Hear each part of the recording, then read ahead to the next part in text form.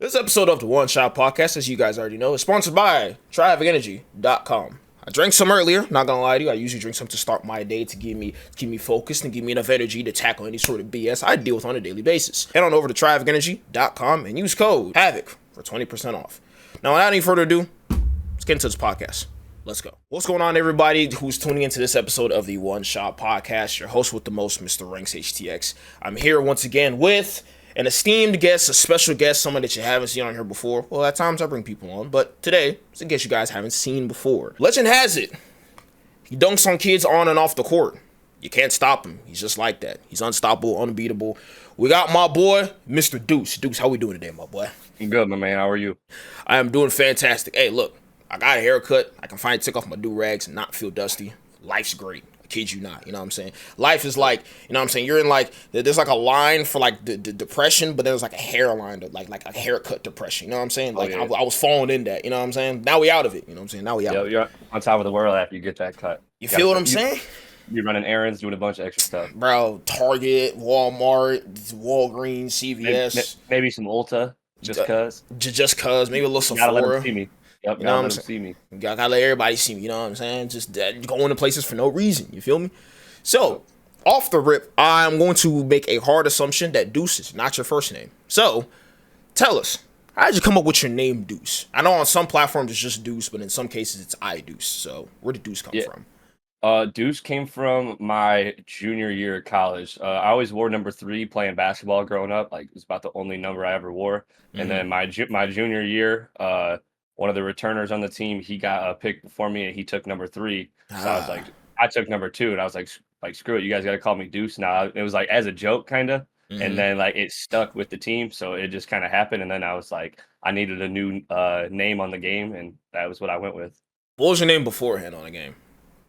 I always did like meme names kind of. So yeah.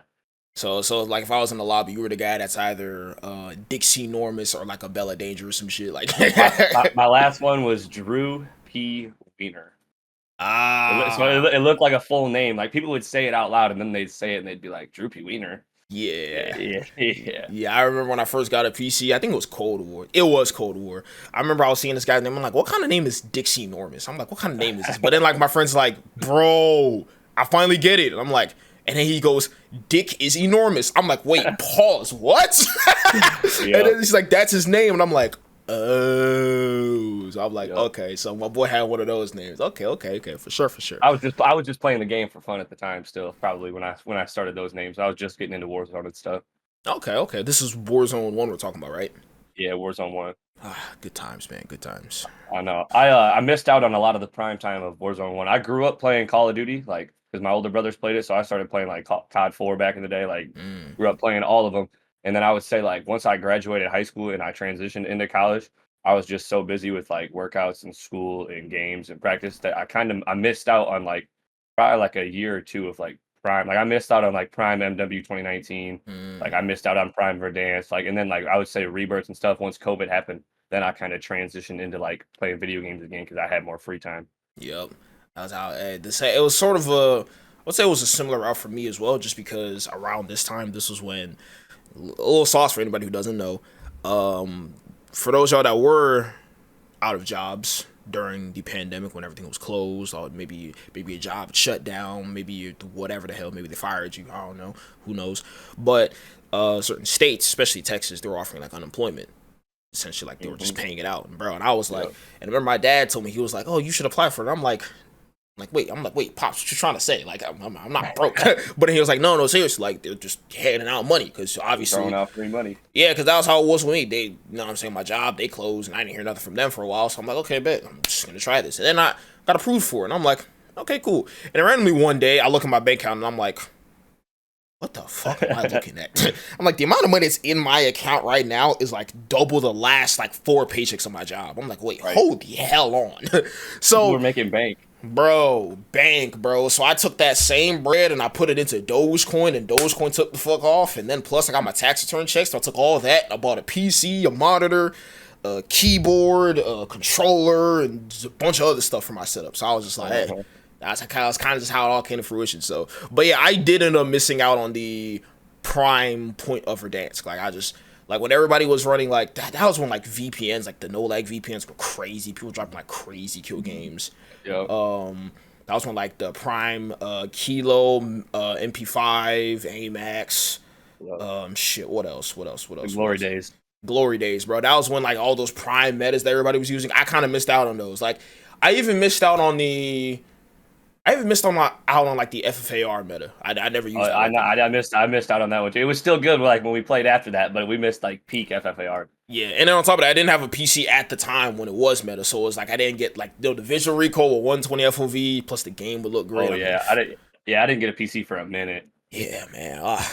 That was just It was a process to get mine. yeah. It definitely was a process. I didn't think I'd be at this point. I'm gonna be honest. So first off, shout out my dad for letting me know that. Shout out the pandemic for paying me. You know what I'm saying? Shout out the unemployment for putting bread in my account. Shout out to Elon Musk for shooting Dogecoin through the roof. So I wouldn't be here if it wasn't for that. You know what I'm saying? Crazy world we in. So speaking of which, how exactly do we meet? I know we met through Manny, correct? Yeah, I think playing some games on Big Map and stuff one night. For sure, for sure. How did you end up meeting Manny? Me and Manny met. I want to say we met through Blitzy, playing with Blitzy. Maybe because I met Blitzy through Team Aries at the time. Got you. And I want to say that's how I met Manny. I could be wrong. It could be a different friend, but I would say it's through through a mutual friend. Okay. Hey, shout out Mr. Manny out there. Shout out Mr. Manny. You know Shout out Mr. Vibes. My boy, the most immaculate vibes in the Northeast. I'm just saying. But yeah, so on the topic of currently where we're situated in, my boy Deuce, you're currently you live on, it's a college dorm you're in, correct? It's an apartment, right off campus. Gotcha. So what year are you in currently? I'm a senior. It's my last year. Nice. Last semester, hopefully. Me too. Knock on wood that I pass my classes. Hey, I'm the same way. I'm in my final semester. Once this semester's done, I already applied for graduation. I'm trying to order the cap and gown and stuff. I'm about to be done. Sure, for sure. Set in. Yep. I don't know, man. Like somebody had told me, like, bro, you're gonna miss it, and I'm like, I'll be honest. Most of my college was done through like my computer. Like I was mid-pandemic when a lot of that stuff happened, right. So I didn't really have any fun. Like I didn't really have any fun. It was pretty miserable. I hated online classes. I don't pay attention to them. I was playing Call of Duty and streaming while I was doing them. So yeah, that was that. What's your current major though right now? I'm a marketing major. Marketing major. Yep. Okay. That's like actually kind of interesting. All right. You can do a lot with it. A lot. You can sports route. There's a lot of different jobs you can do. My ideal situation, like what I want to do, is what I'm planning to do. Hopefully, working like the medical device field, doing things like that, working in surgical rooms, dealing with patients and stuff, medical device sales. That's kind of what I want to do, but might take a couple years to get in that business. We'll see. Okay. Have you started off with like any like entry level positions, internships, or anything of that nature to start off? No, I was gonna intern this last summer, but I've worked like the same job the last like 5 summers, and it's like kind of like based around agriculture. So it's like I made such good money doing that, and I worked 6 days a week for that job. So it was so hard for me to pass up on the money I was gonna make for that and take an internship last summer. True. But no, I haven't really worked any internships, but we'll see. And realistically, we do all this stuff for bread at the end of the day. So, I mean, if they're paying good bread, and obviously, like I said, you've worked for 5 summers, there's some sort of rapport built into that. Let's say, for example, your higher up supervisors, or maybe they know somebody else who's above them. And then, you know what I'm saying? Obviously, those are automatic connections because obviously they kind of like you if they've had you for 5 summers. So it's like, hey, you could say, hey, I need help with such and such, or hey, do you know anybody in this field? They're probably going to know somebody or some sort. They can make that connection easily. You know what I'm saying? Because they understand the power of connection. So that's the greatest part of it. You know what I'm saying? So I would say it's great that you built the rapport at least. Although, yeah, you didn't get the internship, cool, but there's still rapport built up. You still built connections from that. So. Yep. Not at all. Maybe I'll graduate and apply through their company and get a job with them. I don't really know what they offer marketing wise for their company, but everybody's got marketing in it. Exactly. You know what I mean, selling their seed and their crop or whatever it is, whatever they do. Okay. I do want to ask because I know as content creators, technically, you have to understand marketing to an extent. I do want to ask anything you learned from. I know a lot of people like to say college is useless. So in your case, anything you've taken that you learned from your classes, maybe something you heard your professor say, something you saw in a video, or anything of that nature, has any of that aided in your route for content creation at all? I would say, yeah. I would say some things I've learned throughout college, I'm like, oh, like I already do that, or oh, I do that for like, you know what I mean? A lot of Mm-hmm. things. I like I would say I got a good idea for marketing back in the day. I used to resell shoes and clothes and stuff. So Mm-hmm. I got to buy and flip a lot. I ran an Instagram and a Snapchat page and stuff. So like that, I really kind of learned how to market myself and brand myself, like when trying to make deals or close out on things and talk to people. And I would say it's the same for content. You know what I mean? Because like with your content, you're not just a person; you're building a brand. You know what I Exactly. mean? So it's like, how are you going to market your brand? How are you going to come across to people? Are you going to be confident when you talk to them? Are you selling yourself to them? Are you, you know what I mean? There's just a Mm-hmm. lot that goes into that. Okay, okay, okay. What would you say is something specific you would say, like something that you can think of on top of your head that you heard and you're like, oh, I already do that on my content. What's like one thing that you can think of specifically? Because a lot of people like to Um, shit talk college. So I want to see like if there's anything you can think of off the top. Off the top of my head, let me think for a sec. All good.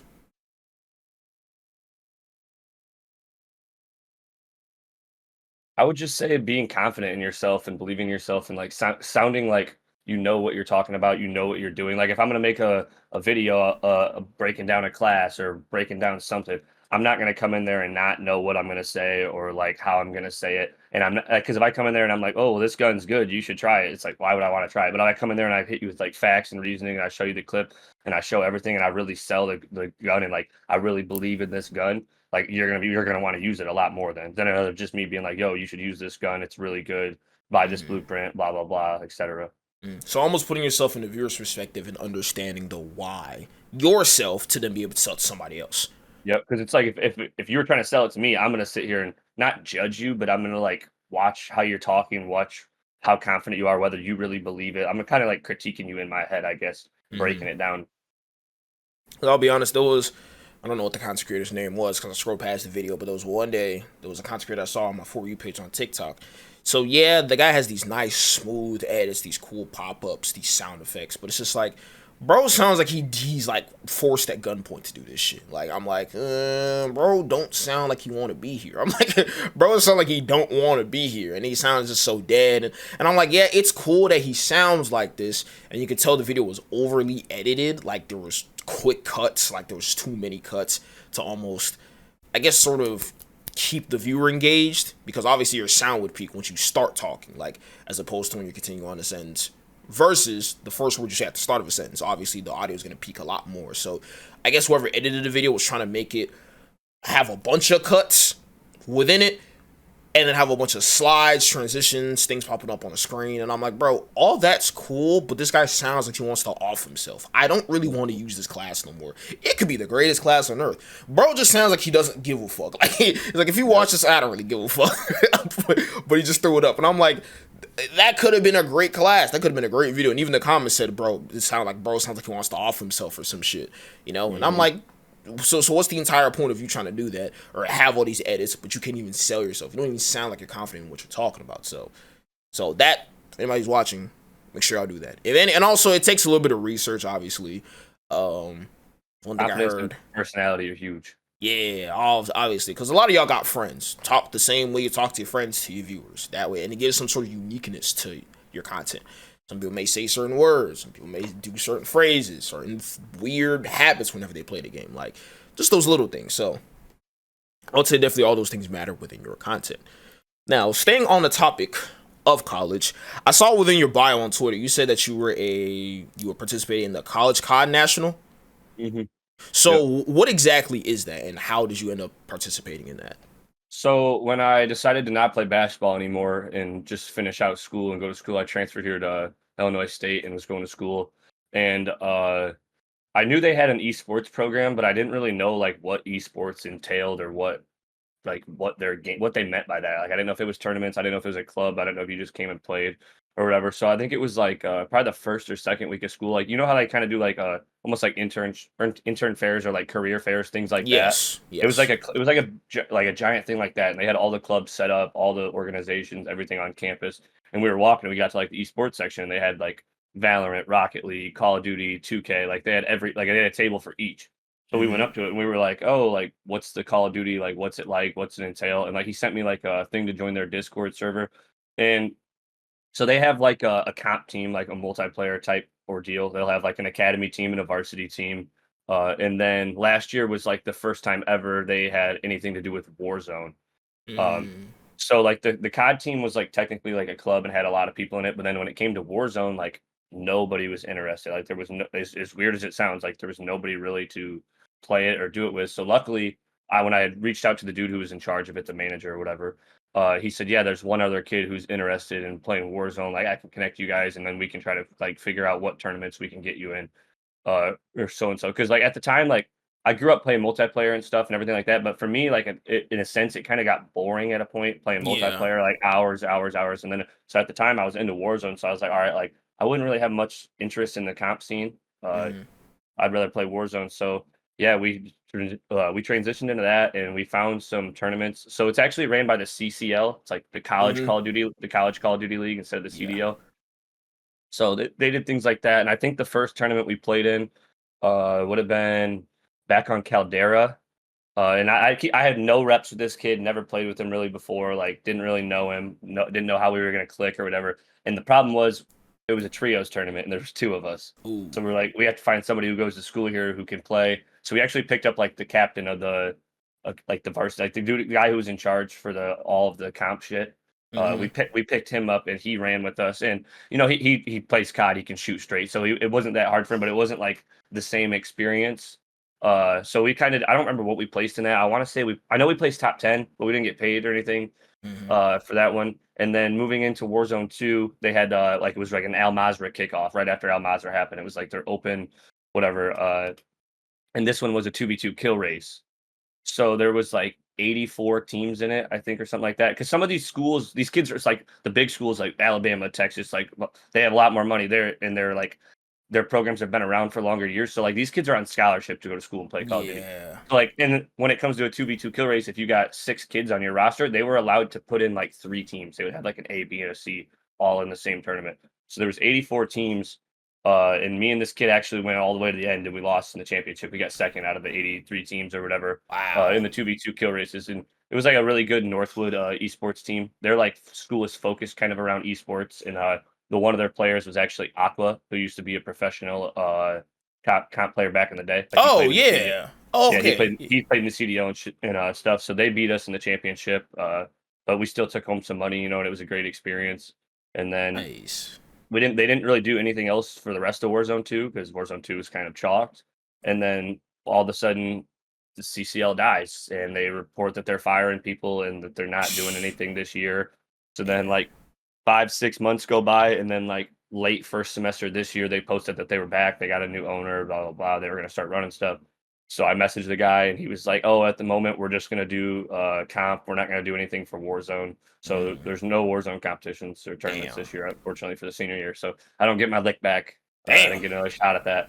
Damn. I mean, hey, the fact that you didn't build, or because I know a lot of people, whenever they have a certain team, just the same guys that got reps with every single day, were playing with, they've known this guy for years, this, that, and Hmm. the third, but then you kind of just hopped in, was just like, hey, there's one other guy who's interested, boom, let's just make this happen. And y'all took it that far.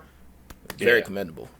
And Very commendable. we tried to get it funded. We tried to like we have an arena here and they wouldn't even let us play like on the varsity PCs. Like they have nice PCs and stuff, but like the only funded esports programs here at Illinois State are Rocket League, Overwatch, and what's the third one? Maybe Val. I can't remember. Those are the only 3 funded ones, so that like they focus on those. Like they have an arena with a big bunch of PCs all lined up, and then they got the varsity rooms that they compete in, and like they don't care about COD at all. They didn't want us like we asked if we could use those for the championship. No, they didn't do that.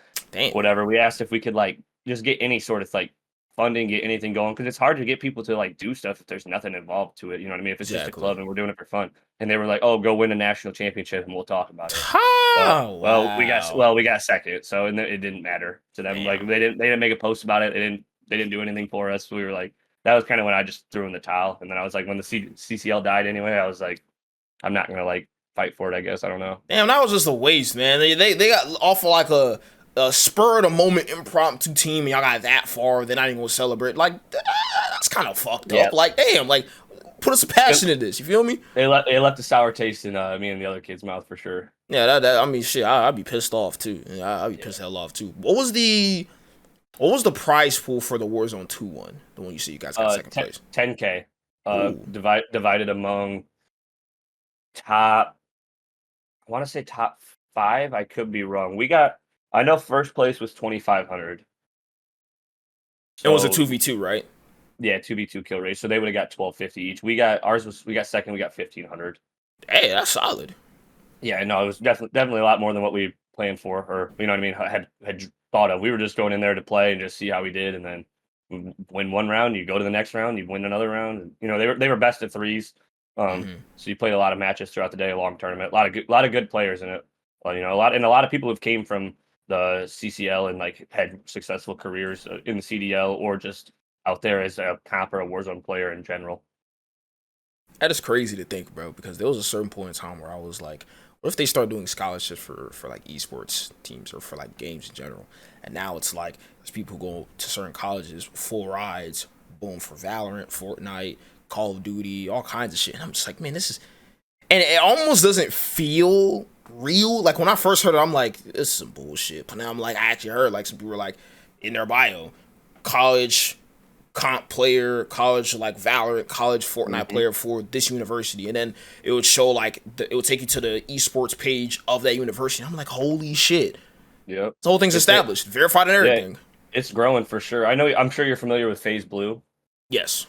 I'm saying he's probably one of the biggest names in this, like in the CCL scene. He went back to college, like literally just to compete and play, like in this stuff and do things like that at the time. So like he's somebody like it's gonna keep growing. It's only gonna get bigger, and that doesn't just go for COD. That goes for all of them. You're gonna see it more and more. You're gonna see high schools having esports programs and kids competing in Fortnite and all this stuff now because it's only getting bigger. Facts. It's gonna become more common.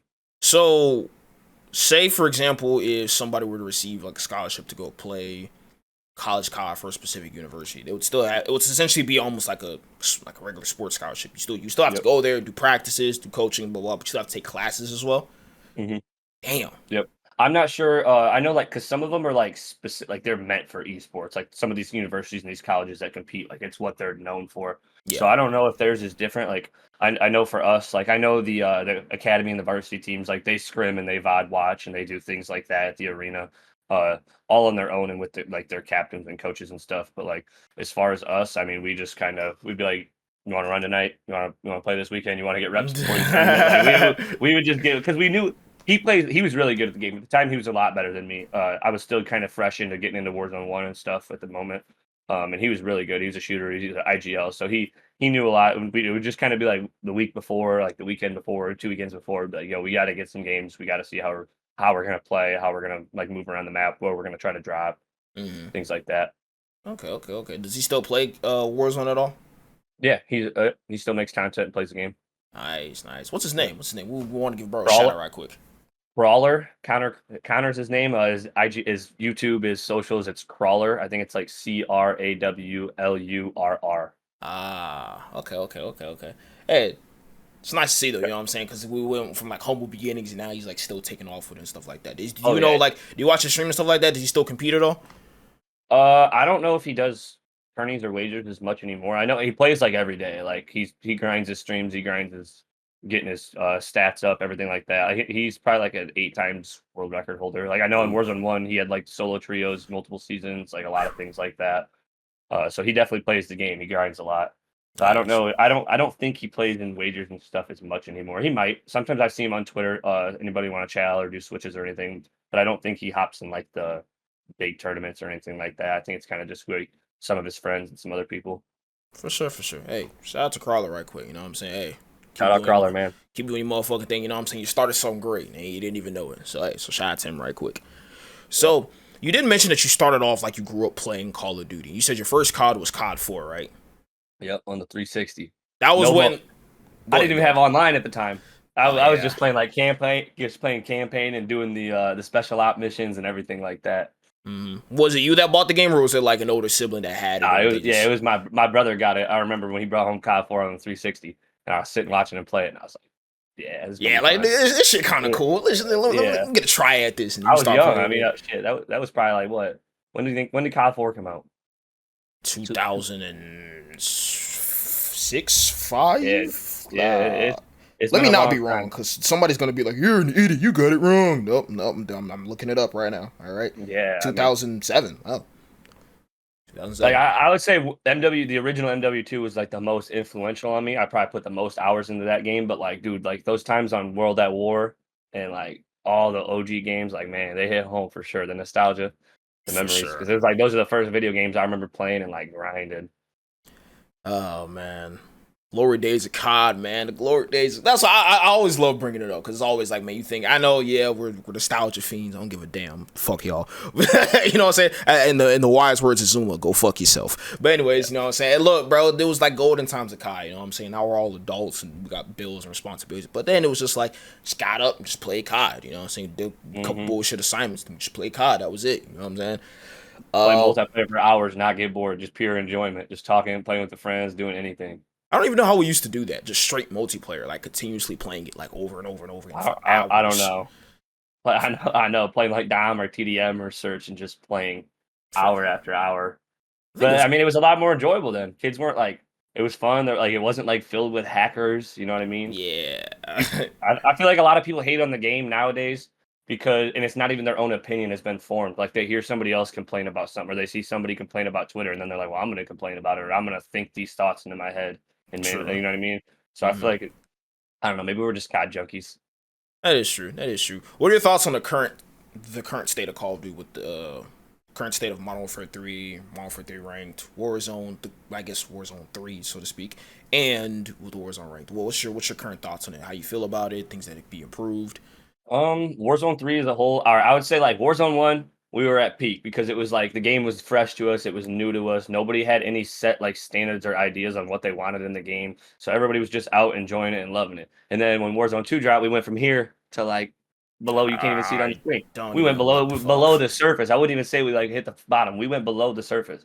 You know what I mean? For a long time there. Think about the start of Warzone 2.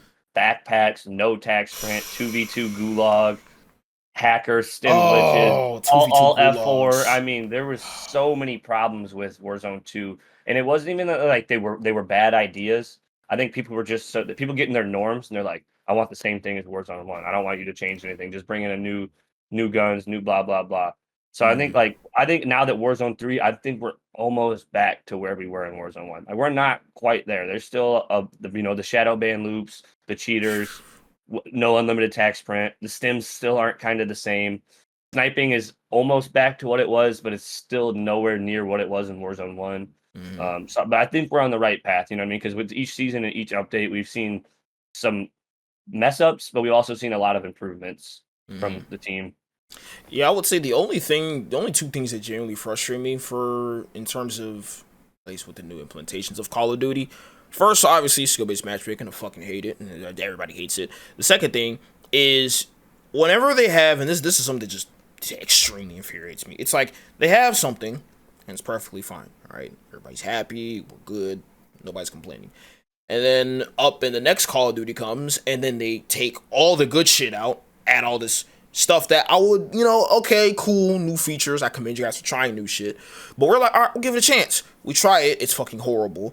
And then, because the thing with us is, I think when we play it, we assume, hey, this is a final product. Like, hey, final product, here's the game, you guys are gonna love it. Like you have that one friend who's like, bro, I'm gonna be a rapper, this is that and third, and you're like, okay, dude. But then he goes back and he's like, bro, look, I got this, right? This is the final product. I cooked. You're going to like this. That's what we think. We think that they did the trial and error, the self-critique, you know what I'm saying, asking other people for opinions and all that stuff. And then it gets to us, and then it's like, all right, this is borderline should be perfect. Like, no, these guys literally just deploy it and then just, hey, here you go. Like, yeah, wasn't that the season 2 update, or was it the season 1.5 reloaded where everything just went to shit when they dropped the update? I think that was 1.5. I think I'm pretty sure it was 1.5. Pretty sure. Yeah, they couldn't drop multiplayer ranks. Some people you couldn't get your loadout. Some people couldn't even load up the game. I mean, it was like it wasn't play tested at all before. I'm just like, before the update release. I was like, all right, like there has to be some sort of level of, hey, does this bullshit work before I push it out to the public? Like, there's got to be something that's like, all right, let's at least test it to see if it works. Maybe they do test it, and maybe it works fine. I don't know. I'm not a dev, but all I know is if, because this isn't the first time that something was supposed to work properly, it gets released and it ends up being horrible. So I'm like, hey, maybe you guys should look out and be like, hey, maybe there's some sort of way where we could test this to make sure it works to an extent and it doesn't. Because I think that it's impossible. Okay, obviously, maybe they may drop something. There's a couple of glitches. That's fine. But when it's completely fucking broken, we can't load the game. I remember there was another. It wasn't even an update. It was just one day. Skill-based matchmaking got disabled. You couldn't get your loadouts. Everybody was level 1. Multiplayer ranked was disabled. I'm like, hold on. What the fuck happened? Who pressed the wrong button here? So I'm just like, I don't know. Yeah, it's just, shit like that be happening. It'd be confusing me, man. It'd be confusing me.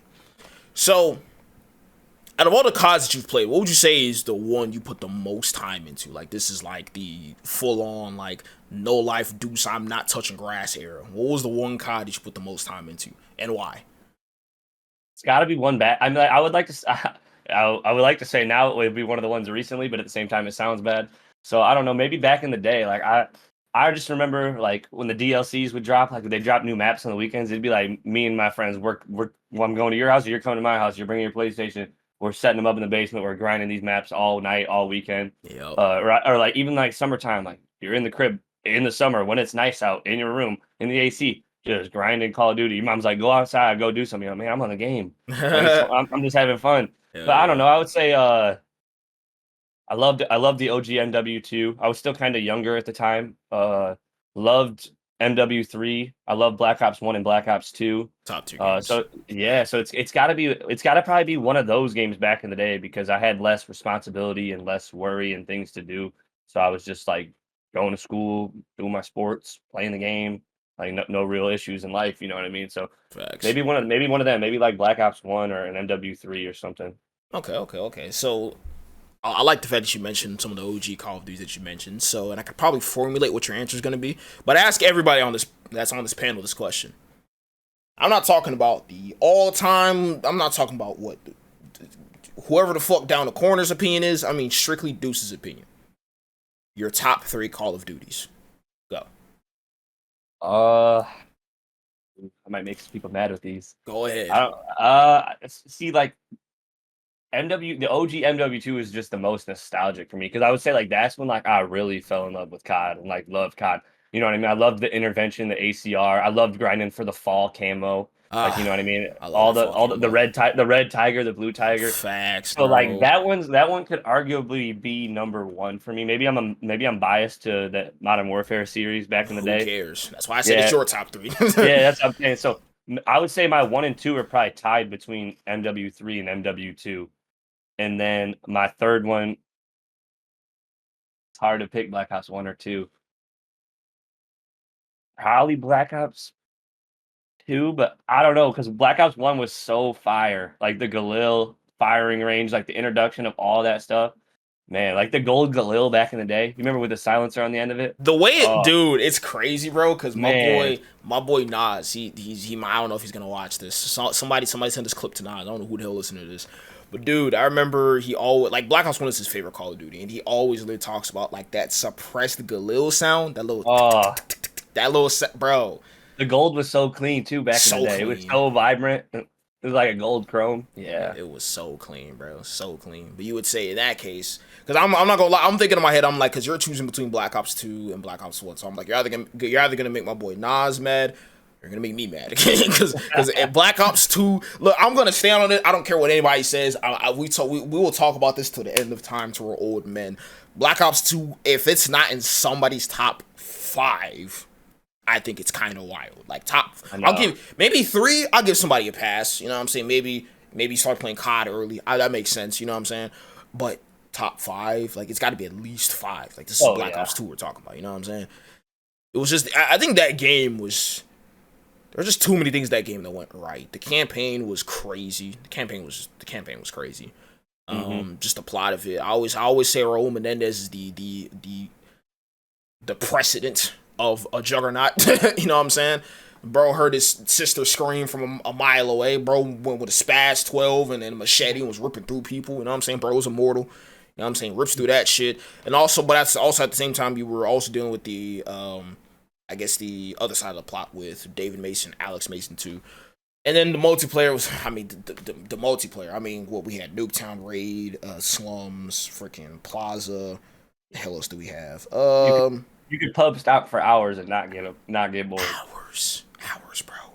Hours, bro. I mean, I also think it's partially the prestige system. It gave you a reason to Oh, like, all I right, loved prestiging back in the day, or trying to outdo your friends, or just grind and play.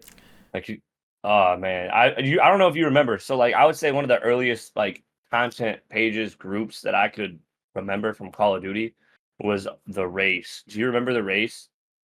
Have you ever heard of it? I think that's what it was called. So it was like 3 or 4 guys, and when the new game would drop, they would all play on this account, and they would take shifts, like 6-hour shifts, grinding this account, and they would try to be the Oh, first ones to master prestige in the world. wait, isn't that? I know Doom Clan does it, but I don't know if that we're talking about the same thing. But I remember Doom Clan they used to do it. It would be like Doom the Race. They would always like every time a new COD would drop, it would be like even FIFA Kill. So this how OG FIFA Kill was. He was one of the people that played on the account. So maybe like FIFA Kill, maybe somebody else for a little bit. The same account would just keep same stream would just keep running. And I remember they used to have a house, and it would literally be like the guy's about to get off. He'd be like, all right, bet. Daps up other guy sits down. He's just like, all right, let me change my settings back. Boom, just keeps playing. I'm like, dude, what? Well, I remember a new COD would drop, and I'd be like at school, like on my laptop watching. Like, I don't know who's playing right now, but I'm getting to watch somebody grind for Master Prestige. I get to watch the game. Like, the game just dropped. I want to go home and play it. Facts, I'd be bro. in class watching it. I used to always do. I used to be at because the thing that I hated the most, I used to be like, COD, why can't you drop a game in the summer? Like, drop it in the summer, bro. Like, we're kids. We got school. It was always like November. It wouldn't even be on a Saturday. It would be like a Tuesday. I'm like, who the fuck gonna stay up as like a 10-year-old on a Tuesday for a rated M game, and half our parents don't even know what we're playing, and if they do, they probably won't let us play it. I'm just like, man, like, bro, just drop a game in the summer or something, man. Because I'd be like, Mom, can you take me to GameStop at midnight so I can get the new Call of Duty? She'd be like, hell no. yeah, I'd be like, I'll what? take you at midnight. You got school tomorrow. I'm like, That's what I'm saying. But I'm like, but I'll wake up, and they're like, no, the hell, you're not about to wake up. And I mean, shit, I really wasn't gonna wake up. That was the point. Black Ops 2 might have been the first game I really went late at night and got, I think. I feel like I remember going to the store with my mom and one of my friends to go get it. I've never Like, went to a release. it wasn't like a mid. It might have been, but it wasn't like I didn't go to GameStop or nothing. We just went to Walmart. You know what I mean? And like it was like a smaller town, so there wasn't like that many people there. Whatever. But I remember going and getting it, and then being like, all right, well, I gotta wait till tomorrow when I come from school to play it. Yeah, but at least you got it there. You know what I'm saying? Yeah, I had to wait, and that it was downloading all day. Bro, I had to wait till like the weekend, and I had to make sure they were in a good mood for me to ask them. And then I'm like, bro, it'd be annoying. I'm like a week behind. All my friends are already Prestige 3 and shit. And then here goes my level 1 private ass, you know what I'm saying, coming in. You know, they have the levels like 55 be like commander. And here I am, level 1 private, no classes, no classes. No class. Man, that used to make me. And they used to be like, man, bro, why you still a level 1? And I'm like, bro, you know why I'm a level 1, man. I'm out here using a Barrett 50 cal with attack insertion and a pistol. What do you mean? Why am I level 1?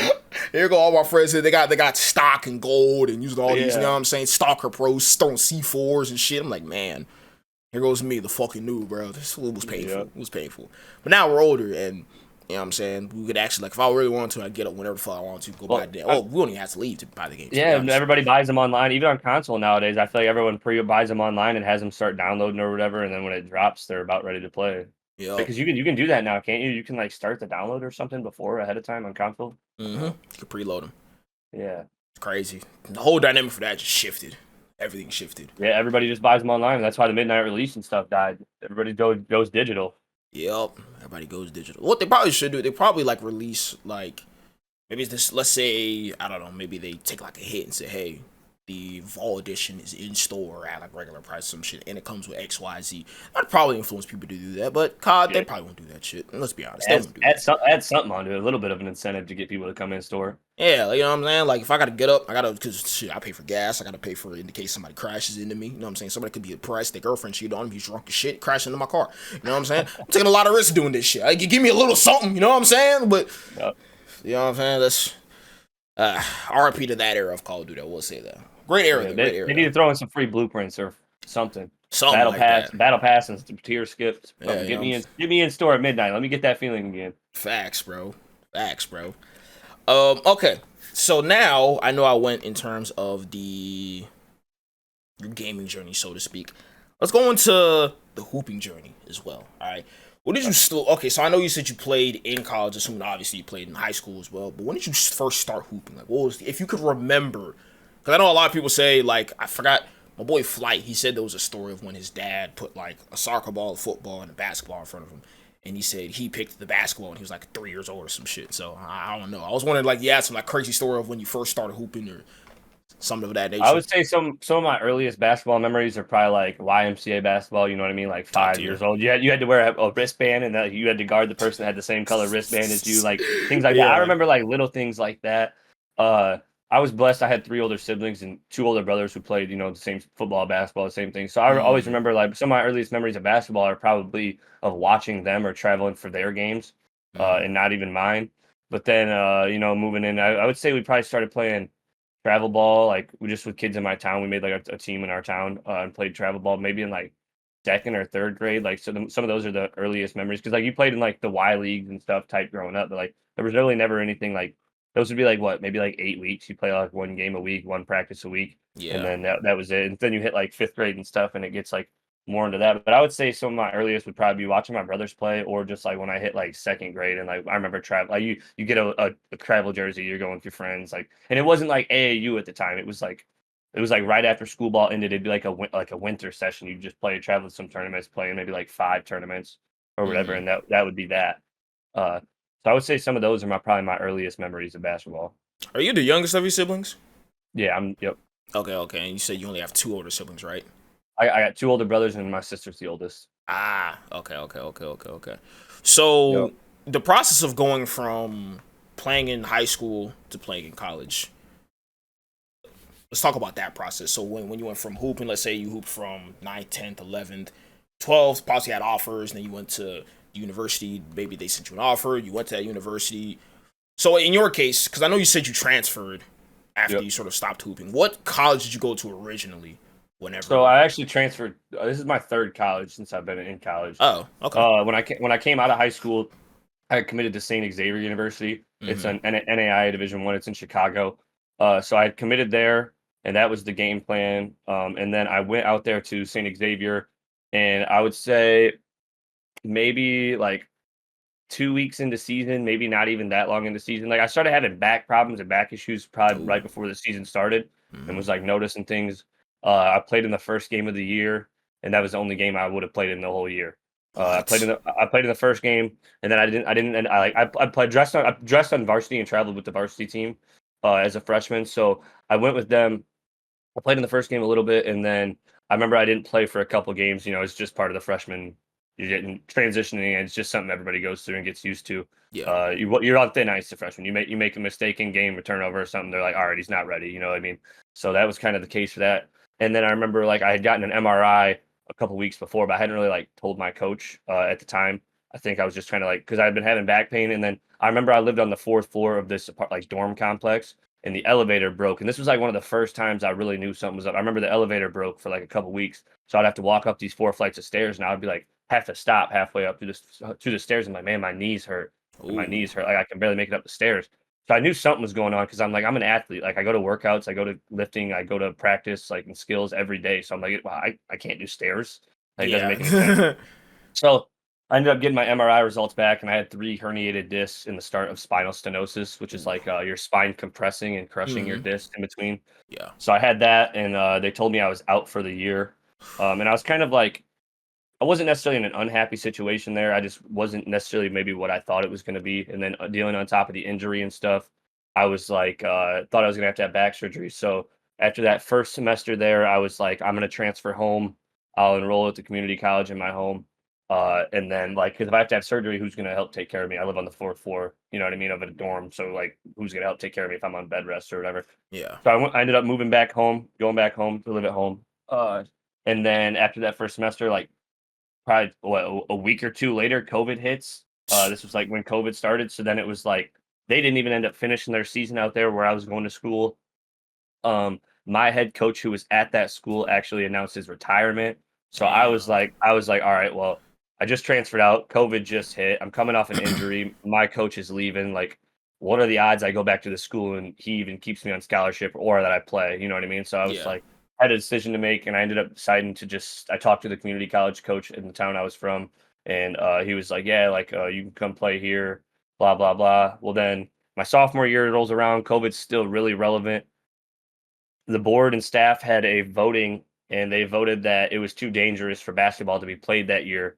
So we were the Mm. only school in the conference that couldn't practice, couldn't play, couldn't have workouts. So my entire sophomore year out the window, Damn. no nothing. The only team in the conference to not play that year. We couldn't even Jesus. practice or get in the gym because they were so against it. So That's crazy.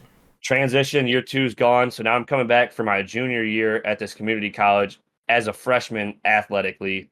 Mm. And then like 11 games into the year, I broke my hand. It was done for the year. The only way I would have been able to come back is if like we would have won our regional and made like a decent little postseason run. I would have been able to come back, but that didn't happen. How'd you break your hand, by the way, if you don't mind me asking? Oh, It's a shit. good story. It's a good story. So we actually we played school. It's probably like a little over an hour away, and we lost. And I was mad about the game because me and the coach had like not necessarily an argument, but like a disagreement on a situation like that happened in a prior game. Like we watched film or whatever, and we disagreed on something. So then like the next practice, whatever, was chippy or whatever, and then we come out and we play this game, and we have like 4 dudes out for COVID, like 2 dudes hurt. There's 8 guys on the roster for this game, and he played all 7 but me because of our disagreement. Wow. And we lose the game and we lose conference. And I was just like, I hate losing. So I was like, I could have had an impact on this game. Like in my mind, like you play me, like maybe the outcome's different. You know what I mean? So whatever. We get out the game. He gets done with his post game speech, and I'm like straight to the bathroom because I'm hot. And I went in the bathroom and I turned and just stuck the wall out of like instinct and reaction, and I shattered my hand like all through here, like it broke here off. Yeah, and then so that was that. That was the end of my season. So don't let your anger and emotion. It's never really been me. It was just like heat of the moment. I was like, man, we lose conference. I didn't get to play. Like I'm pissed.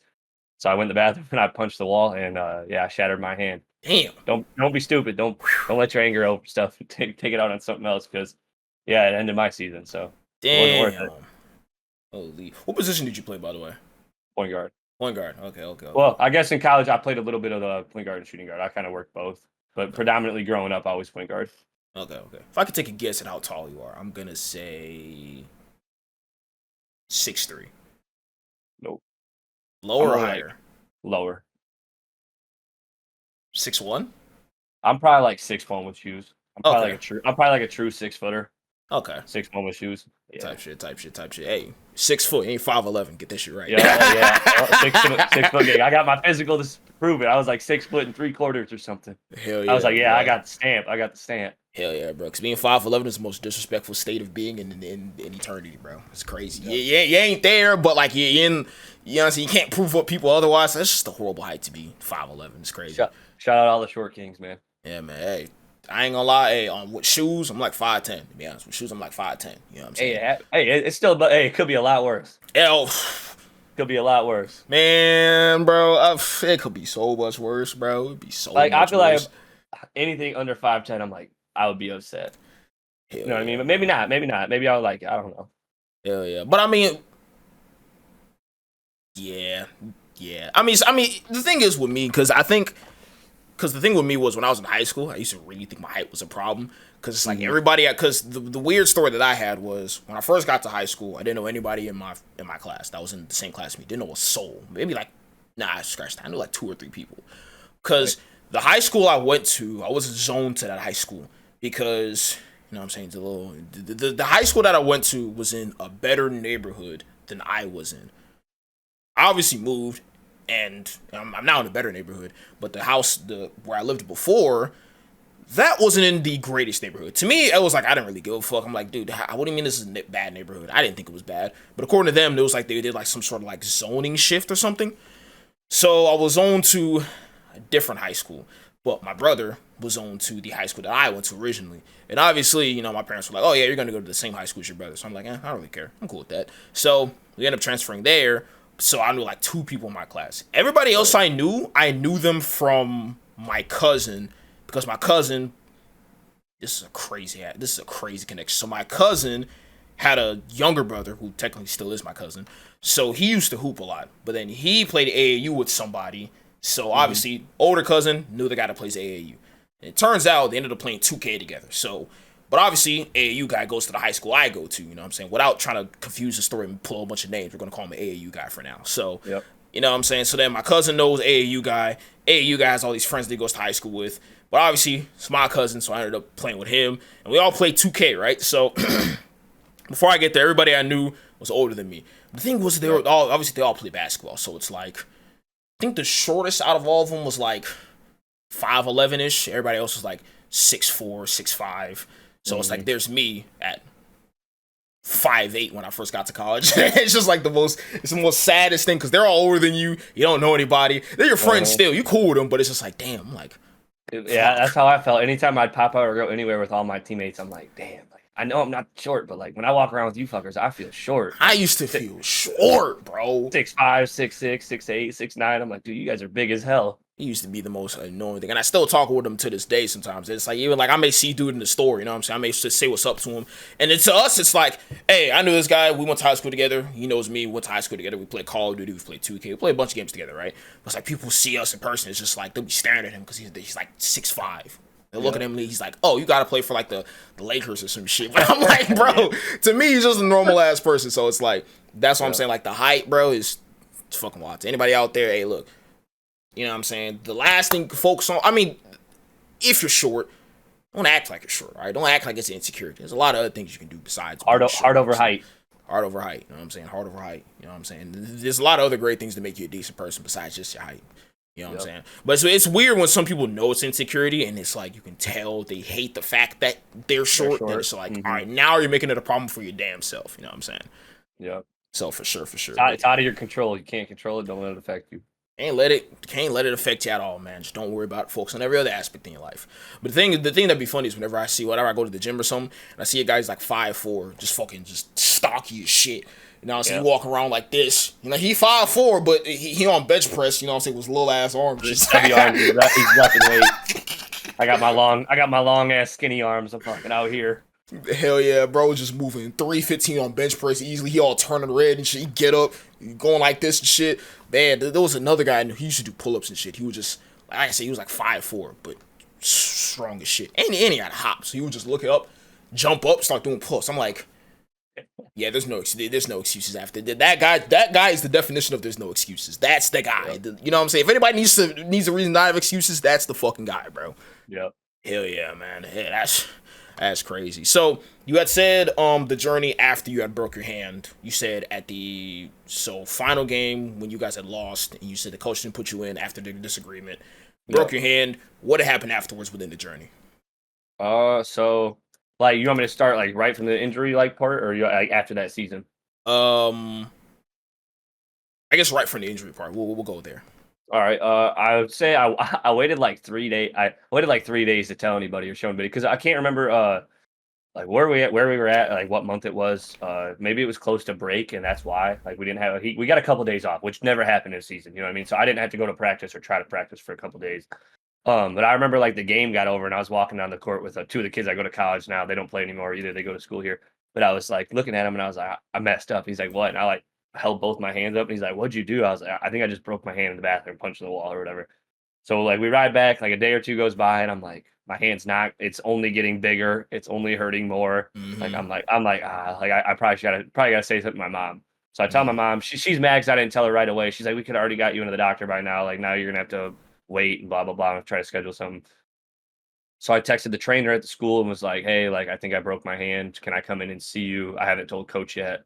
Blah blah blah. So I went in and saw him, told him the story or whatever, and he's like, yeah, like you need to go get it checked out. Like at first he didn't know if it was swollen, but because it was, he didn't know if it was broken because it was so swollen. It was hard to tell. Yeah. Like I had to wait for my swelling to go because my hand was like double this hand size. Like I got a picture of them side by side, and it's like the thickness of my hand was like out to here. Yo, like, it was massive. So like it was hard to really tell. He wasn't sure if it was broken or not. So then like a couple of days goes by. Obviously he told the coach, and then I come into practice, and coach is like, go see Zach, go see the trainer, like go in there and don't even come out here or whatever. So I went in there, and then he's like, yeah, like we should probably go get it looked at, blah blah blah. So another kid on my team had like broken his pinky or something, we thought at practice, or he thought he broke it. So they actually sent us both out of practice, like, and sent us to like an urgent care, like right during practice time. Like they were like, leave, just go. And we went, and mine came back broken, his came back fine. So then my season was over. We ended up losing in the regionals to a really good team who went on to the national tournament.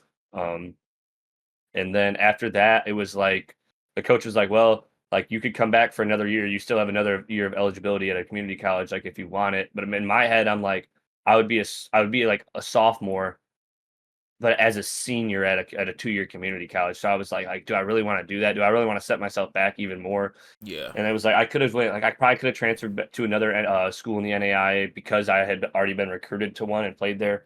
But I was like, I don't know, like it could just I was always blessed and injury free growing up, like throughout football, throughout everything. Like I really only had one major injury in high school, and before that I never had one. So it was like this was something new to me. I don't know. I was like, I'm just gonna throw in the towel. Like maybe it's just time to hang it up. Like just go to school, get my school done. Mm. And that's kind of what my mom was pushing at the time. So then I was like trying to figure out where I was going to school, and my oldest sister and then my brother that's closest in age to me both went to school here. It's like 2 hours away from home. So I was like, I'll follow in their footsteps. I'll go to school there, finish out school there, and then see where we go. Okay, okay, okay. So the current college you've been here for This is my second year. second year here. Okay, okay. How Right. you liking it so far? I like it. I like the area. I grew up in a kind of a smaller area, I guess. Like it's not like small compared to a lot of the towns and stuff out here, but like compared to like bigger cities or suburbs and stuff, it's small. So like where I'm at now, it's way bigger than what I'm used to. I like Mm. it a lot. It's a really nice area. I like the school. I like where I'm at. Um, so yeah, I mean, I haven't really had too many complaints so far since I've been here, other than the fact I'm hella in debt. Our college debt is no joke, man. Holy, bro. No joke. No joke at all. The broke lifestyle is no fun.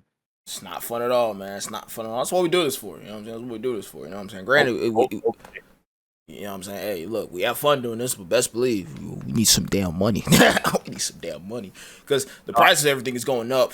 They're paying people even less. Or the people who mhm. are specialized, like in like, let's say they have a certain specialty, like in our case, for content creators, they're pushing out crazy amounts of money for creators.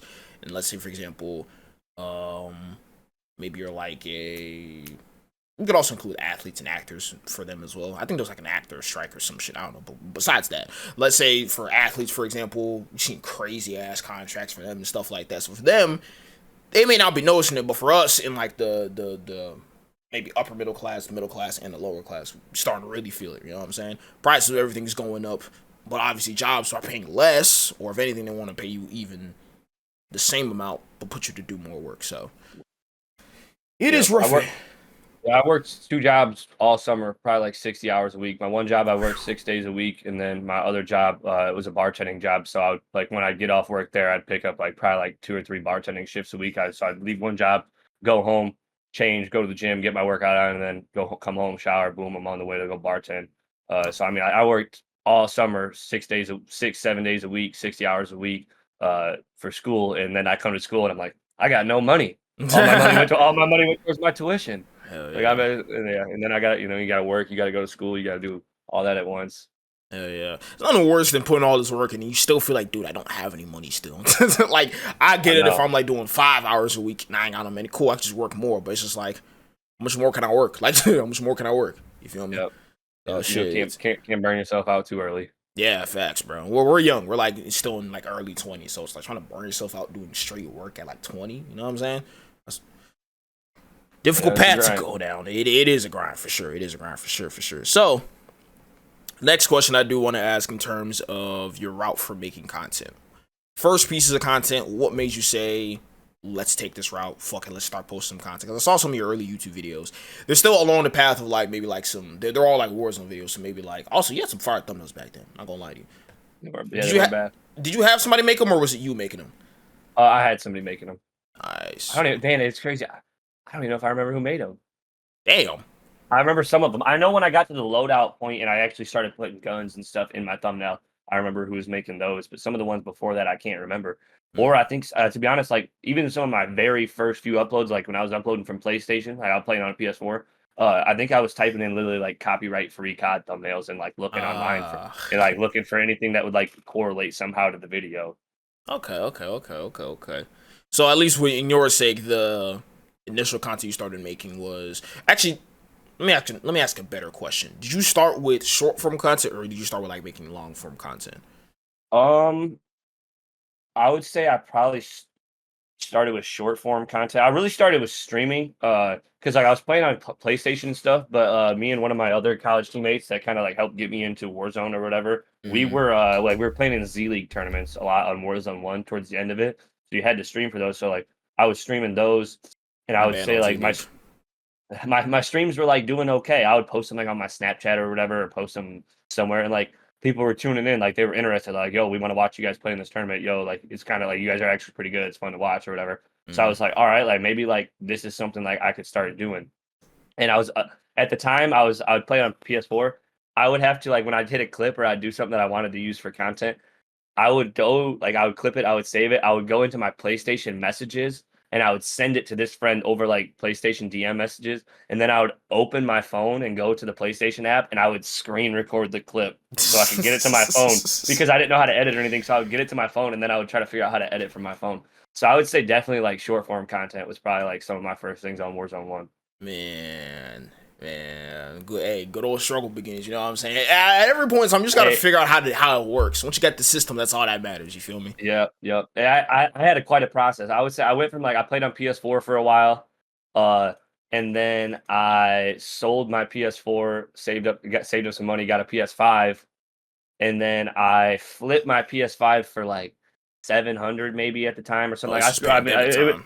yeah, because they were selling for like 1,000 at the time. But I was like, I told you I used to resell and stuff, so I knew how to get my hands on things. So I ended up getting one for a while. I played on it for a while, and I was like this is awesome. I was like, but I need a PC. Like I need something to edit on. I need some plan. So I actually like bought that PS5 for like whatever they were like 500-600. Used it for a while, flipped it, sold it for like 700 maybe. Bought this PC that at the time I thought was good. I didn't know much about PC, so I buy this PC for like 500. I'm like, all right, I already got a monitor. It comes with a keyboard and mouse. I already have a controller. Like, we'll make this work. And I think it was like a 1080 or something like that. Oof. So, but I mean, it was still worth more than $500 at the time. You know what I mean? So I Yeah. was like $500. So I play on it for a while, and I'm like it's good, but it's not good. So I actually sell this PC for like $800 maybe.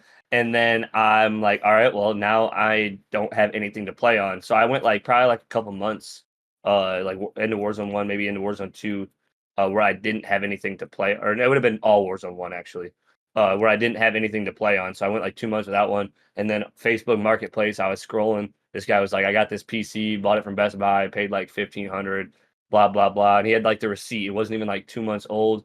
And I was like, I have that money saved up. Like I could come get it right now. And I remember messaging him. And he wanted like I think he wanted 1,200 for like the PC, the monitor, the keyboard, mouse, everything. And I was like, how much for just the PC? Like that's all I need. And he was like 1,000. And I was like, if you can do 900, I can come right now. I was like, I have $900 right now. Like I'll come get it. He was like, I can't do it. Blah blah blah. And I was like, for sure. Like as I understand. Messaged me like 2 hours later. He's like, if you got the $900, you can come scoop it today. It's a So I hundred was like, dollar difference. Like, bro, come on, man. Like, what I we know, doing, right? bro? And it wasn't even like I was trying to lowball him. I had $900 cash saved up like in this shoebox because when I flipped my PlayStation, when I flipped the computer, I was like, "This is my PC money. Like I'm not touching it. I'm not putting it in my bank account. I'll spend it. I was like, I'll just leave it sit here like it's dead money." And I ended up going and buying this, and then that was the start of it. That was when I really started getting to like being able to play and make content and stuff for real. Mhm. Is it the same PC you have now, or is it a different one? It's the same PC I have now. It's a Nice. 3060. It's nothing great. I don't get the Hey, best. I don't get the best frames and stuff, but hey, I can play the game. I can edit on it, so it's like whatever. One I, day I'll have a better one. hey, man, I had a 3060 on my old PC. Hey, that 3060 served me very well. I have no Yeah, issues with that at all. So, you know what I'm saying? But yeah. that's good though. Hey, you know what I'm saying? That's good. That's Everything good. That's worked out good. weird. Yeah, I got one that worked out.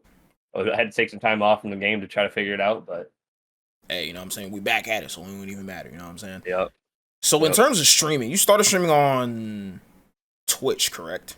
yep, Okay, okay. Well, now I know you stream now on Kick. So obviously, yep. you know what I'm saying, there's some buzz around Twitch versus Kick, which platform to go on. Some people say Twitch is bad because they steal a bunch of money from streamers, even though the company is taking a loss every single year and they're constantly losing more money and they're upping the prices of everything.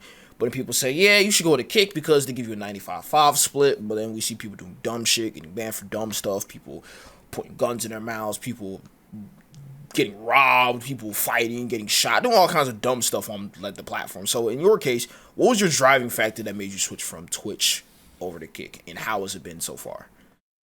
I would say the original driving factor. The big thing for me was like I streamed on Twitch for a while, like maybe over a year or so. I think I got up to like 500 followers or whatever. And then Kick came out and they announced that Kick was happening and stuff. And I don't even know if the 95-5 split was like announced at the time. But I remember telling my friends like, yo, like we should stream on there. Like at least start it, get an account, get some followers. Like you never know, like it could blow up down the road. And it's better to get in early than to get in late. You know Facts. what I mean? So that was like how I looked at it. That was my mindset. So I don't know. I guess I kind of just like dabbled with it and you played around, streamed on there a couple times, never really took it seriously. And then like a couple months went by, and then like I think I really because I've been on Kick over a little over a year now. I had like my first 12 month sub like a couple weeks ago, so I Fire. know it's been over a year. It's probably what Kick's been out maybe a little over a year, Yeah. like truthfully. So I got in pretty early, and I would say money was a part of the like it wasn't like my main priority, but it was like a little bit of like the thought process. And also like only having like 500 followers at the time, I was like I'm not that big to where like I can't try to start on a new platform. Like, you know what I mean? It's not like it's not like I'm averaging 60 viewers on Twitch and I got 10K followers. Like I was probably averaging like 3 viewers at 500 followers. I was like, so like I could average the same numbers on there. So I remember throwing up some test streams over there and stuff, and trying to get like my followers, my views up. And I remember like really early on, my viewer count was like, all right, I'd have 8 average viewers for this stream, or I had 20 average viewers for this stream, or 15. And I was like, and I had people in my chat. I was like, so it's like I'm getting more interaction and more people than I would on my Twitch, you know. And then the money, people started subbing on there, and you get to see the difference, you know. I remember like my second month on Twitch, I had like 150 subs, and I thought I was like on top of the world, like it was like the coolest thing ever. And then the payout came in, and it was like $300, and I was like, for That's the 150 most subs, annoying thing, man. I'd 150 be subs, like, I get damn. $300. I'm like it doesn't make sense to me. You know what I mean? And then I see other people on Kick and stuff getting their payouts, and I seen more and more people signing and switching over. And then even since then, since I made the switch, you know, you've seen a lot of Twitch negatives. You know what I mean with the CEO. You've seen a lot of people switch to Kick now. So it was like, I don't know. Maybe I made a mistake. Maybe I'll go back to Twitch one day. Maybe Kick will work out in the long run. Who I don't know. knows? My thing is like if you build an audience or a community and you're making content, like they'll make the switch over if they really want to watch you or listen to you. So like if I blow up on TikTok tomorrow and all my viewers are on like they're all saying, "Oh, we don't have Kick, we only have Twitch." It's not too late for me to make the switch back because I'm bringing in all these new followers and stuff. So like I'll Yeah. be able to get them to my stream over there. It's not like I'm some big time guy who's really going to hurt or lose thousands of viewers or followers if I switch over to a different platform. Hmm. That's kind of how I look at it. Yeah, and I know Because we even because have. Go ahead. Go ahead. I was saying just because I know I'm still small as a creator and stuff in the scene. Because I know we see an example with Nick Merckx, for example. Like, yeah, he switched over to Kick, but now he even streams. He dual streams, so he'll be on Hmm. Twitch and Kick at the same time. Still has subs on both platforms. So it's Yep. like even somebody at Nick Merckx' size, yeah, he may go to Kick, but he still may stream on Twitch every now and again. I may even start doing that. Cause my boy Shield told me I should start doing that, just like dual stream on both platforms. It's like why Yep. not? And use like restream. By the way, for anybody who doesn't know, that's more than likely how most people stream to two platforms at the same time. It's like restream.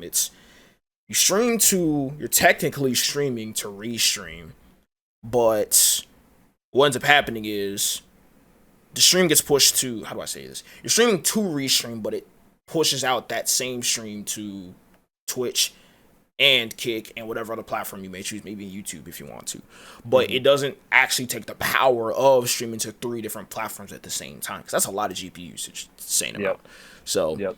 That's kind of why I've never tried Restream. I know I've some friends and some people who do use it. I haven't really looked that much into it, but I know like if I tried to dual stream to Twitch and Kick, like I would not be with my PC and the setup I have. Like with my stream, I probably get like 90 frames, 80, yeah, 80 to 100. So I'm like, if I try to throw up two, like I'm probably looking at like 50, 60 frames, and it's just like I don't know. it's not worth it So at that point. yeah, Yeah, with the setup and things I have, but I have thought about trying out the Restream and things like that because you know even like using TikTok and Twitch at the same time or TikTok and Kick at the same time, you can see like exponential growth in there. But like the TikTok Studio runs so much on your GPU and stuff to try to stream on there. So it's like yeah, I it know I does. know I couldn't dual stream those, Yeah, or I would if I could. I remember at one point I was doing that at the start of Modern Warfare 3 to TikTok and Twitch at the same time. The only problem with Hmm. that was it was kind of hard to read both chats at the same time, because at one point, because the TikTok chat would move pretty fast, Twitch chat was somewhat slower for me. But then at one point I'm like, all right, everything's good, you know what I'm saying, I get decent frames, we can do this. Then I don't know where one day, just one update, frames just dropped. I was pulling like 170, 160, streaming to my face cam, replay buff. This is a lot for anybody who's like a computer guru. I know it sounds like I'm trying to blow up my own computer, but I would stream through OBS, stream through the TikTok Live Studio, have my face cam on and everything, and also have my replay buffer on in case I wanted to clip anything. So that's a lot running, but still I was pushing great frames. So I'm like, maybe this isn't a bad thing. And then I don't know, one day I tried that and holy hell, it was horrible. Glitching, my freaking controller was delayed. I'm like, yeah, I can't do this anymore. So now it's like one then the other. At least now, Yep. That's what I'm trying to do. And the thing you were saying about reading both chats, I agree. It's like really hard to read both your Twitch and your TikTok chat, and it's almost like you have to have kind of like two different flows going, because with TikTok, like people's attention span, they're not going to stay in that stream very long, especially if you're not talking, if you're not doing something like productive on the screen. Like you really got to talk and like be interactive to keep that TikTok chat like flowing and replying and talking to you. Facts. And whereas Twitch, like, I can take 15 seconds or 30 seconds while I'm making this play on the game to be able to wait to read my chat. TikTok, you almost got to be like reading and talking like simultaneously while you're playing, in my opinion, at least. Yeah, no, it's not even your opinion. It's in my experience as well. Because the thing with most people when it's Twitch is they can watch from, like, I can watch Twitch from my Xbox. I can watch Twitch from my PlayStation. I watch from my PC. I could also watch it from my phone. Either way, I could choose whichever way I want to watch it. But TikTok, it's in the confines of your phone. Your phone gets too hot and you may put it down. You may click off the stream. Or if the person's not entertaining enough, there's a whole bunch of other streams they can go into. So it requires a lot more effort, at least for TikTok streams, that even I've noticed as well. Because I'm like, especially sometimes, like, I'll go from Twitch and everybody's like, cool, they understand, hey, you play Warzone. Cool. You know what I'm saying? Hey, maybe you're locked in on a match. We're going to watch you as you get locked in. But with TikTok, they're like, hey, a new viewer, you haven't talked in 0.2 seconds, I'm gone. And it's just like, damn, like, it's, people on there got absolutely short attention spans. But if you treat the platforms differently and you treat them as the way that you, how do I say this? If you treat each platform differently based on your current experience, then that's how you actively, or I guess, properly execute your streams. Because with Twitch, you can be a little more laid back. With TikTok, you either gotta have something from start to finish, or you gotta have some sort of incentive to make them either type in the chat or say something at all. So yeah, and when I used to like, some nights I used to prioritize. I'd be like, I'm not streaming tonight. I'm only streaming on my TikTok, and I'd set like things like for my light goal on the screen, I'd have to play music. I realized all these things like as I was like doing them more and more. I'd be like, all right, well, tonight I got 50 followers. Last night I got 300 followers. What was the difference? Well, I had way more likes. I had certain like goals like that. I would do things for these certain likes, or like the music. Like I would notice people stayed in my stream a lot longer if I played music in the background. But like we both know the audio sucks in Call of Duty. Like trying to play music and play Call of Duty at the same time, like I was really just playing the game to gain followers and grow. I wasn't really playing for a high kill game. Because I couldn't focus and lock in as much, reading my chat so fast. Like, sometimes you have 5 people in there, or you get an algorithm push, and then you have 500 people in there, and you're like, I gotta maintain this. I gotta talk. I gotta just keep it going. So the music was a big thing for me and stuff, but I've kind of strayed away from my TikTok streams, but I need to get back into them. I have too, and it's the days where I don't stream on Twitch are the days I'm supposed to like make content and stuff. So it's like to think about like, man, I gotta stream every single time, every single day. It's like, it's kind of a little mentally draining, even though most people think streaming is just to fucking stream. Obviously, I get it. You're just turning on the go live button and you're playing a video game, technically. But still, you have to be in the right headspace and you have to understand, you have to be entertaining from start to finish. So that requires some sort of effort. And if you don't feel like doing it, it's kind of hard to genuinely, or I guess ingenuinely, be entertaining for 3-4 hours.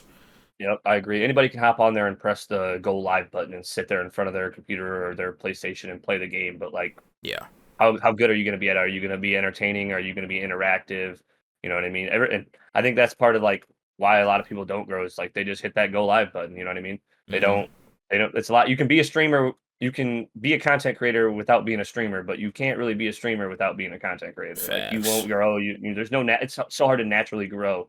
You know what I mean? So even the most entertaining people, even if they don't post as much, they still post. Like we could take like a Kai Cenat, for example. Horrible example, but I'll bring it up anyways. With him, in his case, he doesn't post as much, obviously, because he doesn't need to post as much. So he relies on other people posting his clips. Yeah, he has some guy and he pays him however much on a monthly basis. Hey, clip a bunch of shit from my streams and post it on this fan page, and boom, that's it. And that's how he gains traction. Yep. Hell yeah. But it's kind of funny because I had said something when you were We were talking about Z League, and I said I'm banned from Z League. Oh yeah. Um, Anybody from Z League watching this, you guys owe me like $40. I'm serious. So randomly one day, this is a crazy story. You know, I'm saying this for the sake of you and whoever else is listening right now. I'm banned from Z League. All right, fun story. You know what I'm saying? Well, quote unquote banned, but let me go ahead and dive into why. So there was one day I'm playing in a tournament. It was me, my boy Jesse, who's the one that I mentioned that I went to high school with.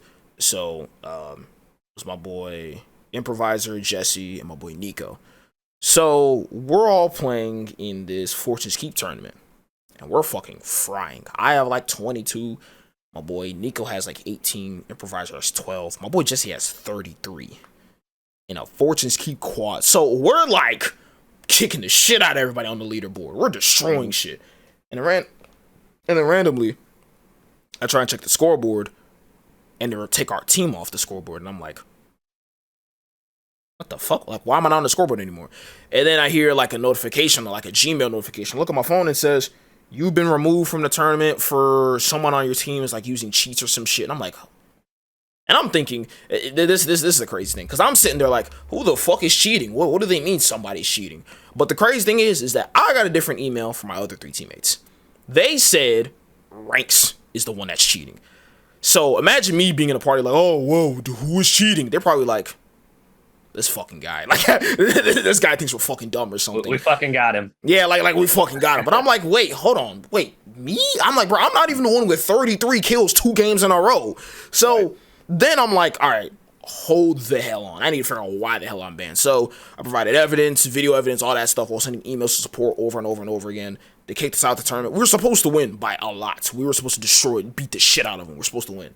So then didn't hear anything back, and it's crazy because they banned everybody, not just me. They banned me, and all 3 of my teammates. So we're all banned from Z League. We're all like, fuck, this is ass. So I'm sending emails, email after email after email after email, and it says, oh, we'll take 3 weeks to get an appeal back, the results from your appeal.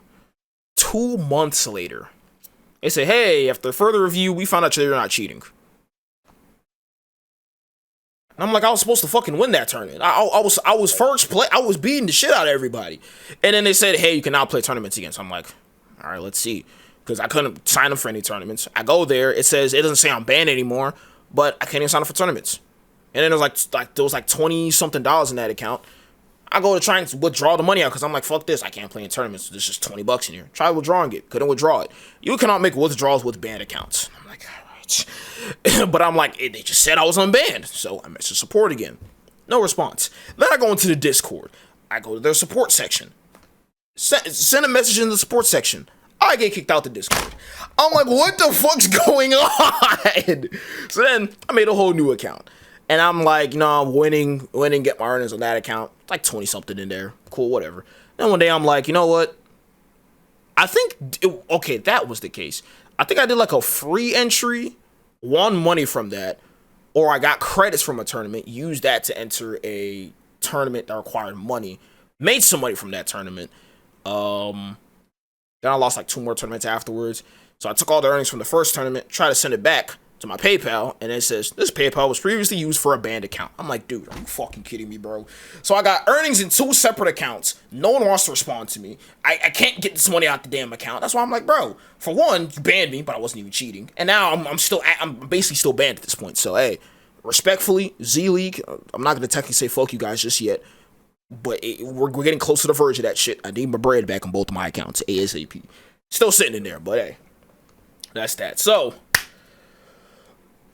second to last question of this podcast, does Mr. Deuce have any plans in the future? Content related, streaming related, anything you have cooking up, planned out, any opportunities coming on the way? Is there anything for us to look out for in the future? Yeah, I mean, I still throw streams up on occasion. I've kind of been lacking lately. Content wise, I've really been lacking. I think part of that is I've been trying to enjoy the moment and like soak up my senior year and make the most of it. So, I go out, hang with friends. I do things like that. Still playing ball here and there, and working out every day. So it's like I'm really just trying to soak up and enjoy. And most of my senior year, I wasn't trying to spend it inside like I kind of had in the previous years, and like because like putting in the hours, it's a grind. When you're making content or you're trying to get a video out for the same day or the next day, or you're trying to get a stream in. So yeah, I would say the last few days I've actually recorded some things. I haven't edited anything yet, but I've been getting back into the swing of things. I'm gonna start drilling out content. My goal coming up here is I was gonna do it this month. Like, I'm gonna wait till next month. I'm gonna try to go all 30 days full uploads, get a video out every single day, see how it goes, and then go from there. Because I mean, ideally, like making it in the content scene, in the gaming scene, or even if it's not gaming, it's content related or life related. Like that's ideal. You know what I mean? Like it's not like the plan, it's not the mission, but like it would be ideal. You know what I mean? Because I'm gonna get my degree. I'll have a fallback. I'm gonna apply for jobs and things like that. But in my eyes, like I don't know if I really want to be at a 9 to 5 every day of my life. You know what I mean? So Mm-hmm. I would say my future plans would be just to really get back into my content and put 100% into it for as long as I can and see where my growth goes and see how it goes. Uh, I got until that day one of that job starts to really put everything I have into it, because obviously once that job starts and I'm putting in a lot of hours there, it's going to be less and less time for me to be able to try to make it work in this scene almost. Mm-hmm. Okay, that's good. That's good. And then my final question I have is, who would you want to see on the next episode of the One Shot Podcast? Do you have any guests, any creators, anybody at all in your opinion that you're like, they would be a great guest to have on this podcast? Let me know. Mhm. So I know I haven't watched a lot of the episodes. I know like you had C Preds. I Mm-hmm. know you had me. I know you had somebody you named earlier that I'm not gonna say because I don't know when this is going up or that one's going up. Mm-hmm. So those are that's three different kind of like categories of life for career wise. Ooh, I don't know. This is tough. I'm trying. I have people that pop in my head, but I'm like, I want to say like I want somebody different. I want something good. Somebody who's got like an interesting career, not just content wise, but everything wise. Mm-hmm. Hmm. I don't know. This is tough. You know what I'm saying? Hey, if anything, you could even come back to it and be like, yo, I I was, got I was somebody about to like a say, I week was about to say, later. let me look at my phone, but yeah, I mean, I can always come back to it and think. For sure. Definitely. For sure. I've had that before where somebody's came on a podcast episode and they're like, hey, I don't know anybody off the top of my head, but when I find somebody, I'm going to let you know. And then like a week Right. later, they're like, hey, this person would be perfect. Boom. We got them on the podcast. There we go. Yeah, Yeah. you've had teachers, students, military, a lot of different things. So it's like I want to throw you one that's going to be interesting that you can chop up both sides of their life. Mm-hmm. But I got to think of that. For sure. And that's kind of why I can go ahead and say this. That's kind of why I had you, because there's the content side, but there's also the basketball side. That's kind of why I had Calvin, because there's the content side, Call of Duty side, but there's also the military side. Like, how do those things go? So that's kind of why I like to make these podcast episodes, because it highlights more on the, hey, this is the other side of Calvin. He's not just a guy who sweats playing Call of Duty and streams all the time. Hey, there's more to this guy, you feel me? Mm-hmm. So yeah, the main reason why I do these podcasts. So, I lied. Okay. There's an extra question. Okay, that's all right. Do you have any questions for me? Any questions for the podcast? Anything for me in particular? Anything at all? If you could have one thing blow up tonight, what would it be? Like, would it be your podcast? Would it be your stream? Would it be your streams? Would it be your TikTok? Would it be like if you could have like boom, like tomorrow you wake up notifications, like subs, likes, comments, YouTube subs, like what would be like what do you want to see have the most growth right now? I mean, obviously all of them, you want to see all of them grow, but that takes time. Like what is like what's your favorite thing like about what you do right now? Because you make content, you stream, you do other things, you do the podcast, you do a lot. So like I don't know, which one do you want to see have the most like I guess which one you want to see pop off next? That's a great question. That is a good ass question. I've got to also explain why. I would say most definitely streaming, and in particular, I would say Twitch streaming. So like the long form 16:9 aspect ratio type of streaming. I want that one too, mainly because I want to keep the same schedule I have, but if I'm able to stream at a higher level with obviously more viewers, higher engagements, higher numbers every single stream, then that can easily funnel into everything else. Like Capture, for example, he posts his content, but then it funnels back into streaming, and then as instantly everybody in the streams probably watches his videos, whether it's TikTok, YouTube, whatever the fuck. So, and I think that is probably the strongest and most loyal fan base you'll ever have is your streaming the streaming fan base because they're active, they're live, they're sitting in there. So if I tell everybody, hey man, type W's in the chat, they all type W's. Like if Jinxie right now says, like he's done this before. I don't do this shit, but he'll be like, type one in the chat if you're edging right now. A bunch of ones in the chat. This is crazy ass shit. So he can literally say, hey, everybody go do XYZ. Boom, they'll all do it. Like my boy Figo. That was when he had dropped the 70 kill solo quads for Rebirth. And I remember Tim the Tambo on streaming. He said, "Hey man, everybody, if you have Twitch, and you have a Twitch Prime sub, hey, go give me your Prime subs." Just that little casual, hey, go give me your Prime subs. 5K subs. I think it was like 5K he made that day. But see how easily you're able to change somebody's life by just, hey, boom, boom, boom, like that, right? Not saying like they're gonna be like, I'm not saying this in like a negative, like, I guess, connotation. I'm not saying I want to be a dictator. I want to point people telling me what to do. I'm just saying like that's the most loyal fan base you're ever gonna have because they take time out of their day to come watch you. So probably that, because it could easily funnel into everything else. Like I can say, hey, I uploaded a YouTube video, or hey, Team Havoc Studios, we made a YouTube video. Bam, go watch it. And then I'm like, hey, I'll show a little snippet. I'll be playing the snippet on stream. They may be laughing. They may be like, hey, I've never watched these, but now that you're watching it and you're reacting to it and you're explaining it and you're sort of combining your reaction with, I can even do that. I can even start doing that. Like if I get a decent enough fan base or a decent amount of people in the streams, I can do reaction videos to those videos. Boom. New source of content. And then obviously they're probably going to want to watch the original video as well. They may stop watching me and be like, hold on, I want to go watch this myself. They may pull it up and watch it. So I would say streaming for sure, if I was to have one. I would agree with that. I love streaming, you know what I mean? I like playing the game. I like having people in there watching me, like seeing my plays, seeing my clips, just having a conversation with me, talking, and being able to send, like you said, send your community out. Like, you know what I mean? Like, an ideal situation for me would be able to like have a big enough following or community that like every time I end stream, I can send my love somewhere else and like change a smaller creator's life. You know what I mean? Because a lot of times you see people like a lot of people rate out. You know what I mean? But a lot of people rate out like to kiss ass, like, you know what I mean? Like they'll raid you'll raid somebody who's bigger than you. That's dumb. You know what I mean? You're trying to get this thing out, or like you raid the same people. But I'm like, I want to be able to like bring my community every night, raid out, show love to like these smaller guys who don't get it or don't get to love. And it's like you make friends, like, you know what I mean? Like you may never meet this person, but they'll be in your stream every day, like, yo, how was your day? I had a good day, I had a bad day, like blah blah blah. They sit there and they watch you play, and I think like that's just like the coolest thing to me, you know what I mean? Because like we can make content and like they can like my videos and all that stuff, but like I get to have a one-on-one like almost interaction with them, you know what I mean, and get to know somebody, and like they're spending their time sitting there watching me, like I rock with you. That's what I'm saying. Like even with me, sometimes like I remember their birthdays and stuff. They may say, "Hey, I got a job interview tomorrow. Wish me luck." If they're in the stream next time, I'm gonna be like, "Hey, man, how did the job interview go?" You know what I'm saying? We're basically we locked in at that point. You feel me? We locked in at that point. So that's the neat part of streaming for sure. Yep. Any additional questions you have for me? Ask away. Ask as much as possible. Anything you got in your mind. What's your major? I am a computer information systems major, so it's almost a combination of computer science, but also like the business side of IT as well. Sort of those two things combined to give you a little taste of everything. So, a little bit of supply chain logistics, a little bit of computer science. So, being like a software developer, maybe a software engineer as well. You could also go into the field of IT, and if you want to, and you're curious enough, you can go into cybersecurity as well. So, that's my major right now. That's what you know what you want to do with it? Is that kind of what you want to do? I will be honest.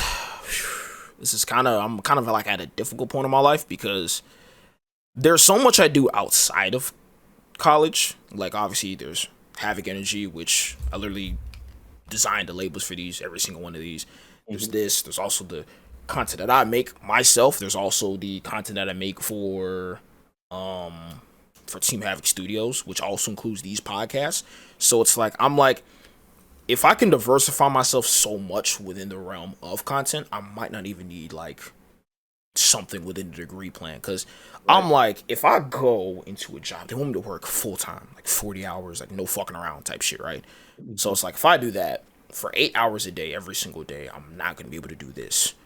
And this already takes a decent amount of time. So it's like, I'm stuck between, do I cut some time off here to then have, I guess, a quote-unquote job, even though this technically is a profession, technically, but to the, I guess, the traditional or ancient standard of a job. So I'd have that and cut time off from making content, but then I wouldn't be as consistent. I wouldn't stream as much. I wouldn't be able to put out as many podcasts. That's why I haven't been doing podcasts for a while, because it's like a lot of college stuff, a lot of content stuff, and obviously it's hard to juggle all of them at the same time. So I'm like, all right, what can I do at like right now? So I did more schoolwork at the time, but now it's like, all right, I have some more time I can go into content. So I'm still stuck between whether I want to possibly do as much as I can on that side in terms of school and have a credible like resume, build that up to if I want to go into a profession or I want to apply for a job, I want to get into somewhere, boom, go into there, get it, boom, that's it. Because the job market fucking sucks. To anybody out there, the job market fucking sucks. So I don't know if I want one now, or even if me trying to wait for one, I'm not going to be able to get one. So, I mean, obviously I will get one, but it's like, it's going to be a difficult process to get one. So I'm kind of stuck, to be honest. I'm kind of stuck between what exactly I want to do. Do I want to go tech route, cut off some stuff from content, or do I want to just full send content, even though I don't make a sufficient amount of money from this yet, and then see how far I can get with this. So that's the crossroads I'm at. Not gonna lie. I feel you. We're kind of in the same boat. Yeah, it's hard, man, because it's not like there isn't a clock out time. Like if I was to be some IT analyst, I go into work. When I'm done with work, I go home. Everybody leaves me the fuck alone. Boss calls me at 8 p.m. No, don't call me for shit. Phone on D&D. He ain't calling me, right? But then with this, it's like there's been times I'm like it would be 2:30 a.m. I'm editing and I'm about to go to sleep. And I'm like, all right, I'll be in bed and I'm like, that is a crazy ass content I just thought of. But if I write it down, I swear. But like if I write it down, I may not have the same energy I have when I wake up to do this video. There's been times where I have great video ideas, and I'm like, I'll do it when I wake up. Go to sleep. Don't remember. Don't remember that shit. I swear, I get the most creative ideas or like planned out like content ideas when I'm laying in bed after I just got off the game or got off editing. You know what I mean? Hell yeah. I feel that. It definitely ruins your sleep schedule too, playing the game and streaming and then trying to make content after your stream. I mean, I'll be honest, most nights I go to bed at like 4 a.m. Yeah, I do it every and then I drag the next day. It sucks, but hopefully in the long run, I mean, it pays off. Yeah, I can have like a set schedule to where I start and stop, because it's hard, because I've heard this a lot with other content creators, you never exactly stop being a content creator for a day. Like I may be, like how I mentioned, I may be out of the house, I may be mid-shower, crazy idea comes out, I freaking halfway dry myself, grab my motherfucking phone, go to my notes, type the damn video idea, type the script out, butt ass nigga with water on me and shit, because if I don't write it down now, I'm gonna forget it. So then I put it down, go there, and I'm like, I can't even shower sometimes. I can't even shower in fucking peace without being a content creator. You know what I'm saying? So it's like, but it's also a blessing, because when those ideas come, you execute them. When they do great, then it's like, damn. People look at that and be like, damn, how'd you come up with that? You almost look like a mastermind, because you did the planning, you wrote the script out for it, executed it well, because it performed well on the platforms.